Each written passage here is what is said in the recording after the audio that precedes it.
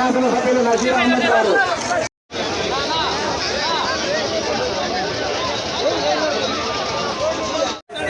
రెండవసారి కోరిక బ్రహ్మనాయుడు కోరిక.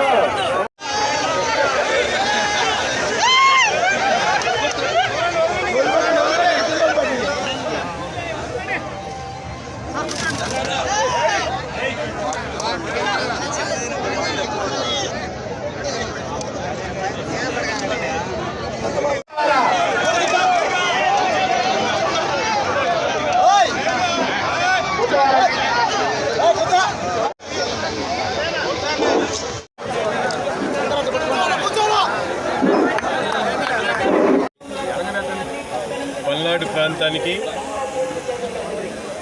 పల్నాడు యుద్ధం ఎంత ప్రాముఖ్యత చెందిందో మనందరికీ కూడా తెలుసు. ఈరోజు కురుక్షేత్ర యుద్ధం ఏ విధంగా జరిగిందో అదే రీతిలో అదే పరిస్థితుల్లో పల్నాటి యుద్ధం కూడా జరిగినటువంటి విధానం మనందరికీ కూడా తెలుసు.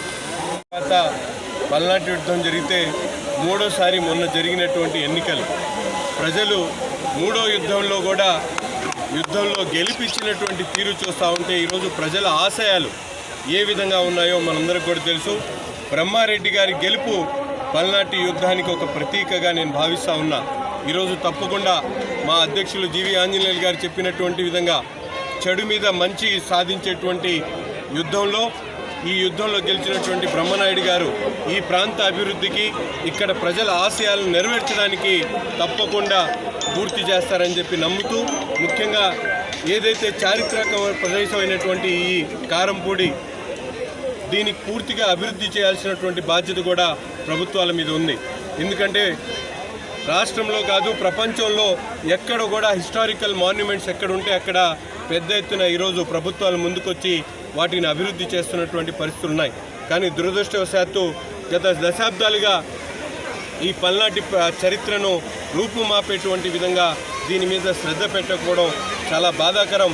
పెద్దలు శాసనసభ్యులు ఉన్నటువంటి బ్రహ్మారెడ్డి గారు తప్పకుండా రాబోయేటువంటి 2-3 సంవత్సరాల్లో దీని ఒక అంతర్జాతీయ స్థాయిలో రూపుదిద్దుకునేటువంటి విధంగా ఏదైతే మా నాయకుడు చంద్రబాబు నాయుడు గారి ఆశయాలు ఉన్నాయో మన ఆంధ్ర రాష్ట్రంలో టూరిజంని డెవలప్ చేయాలని దానిని ఆదర్శంగా తీసుకొని ఈయన కూడా ఈ ప్రాంతంలో ఉన్నటువంటి ఈ చరిత్ర కలిగినటువంటి ఈ ప్రదేశాన్ని పూర్తిగా అభివృద్ధి చేస్తారని చెప్పి కూడా మనస్ఫూర్తిగా తెలియజేస్తాం.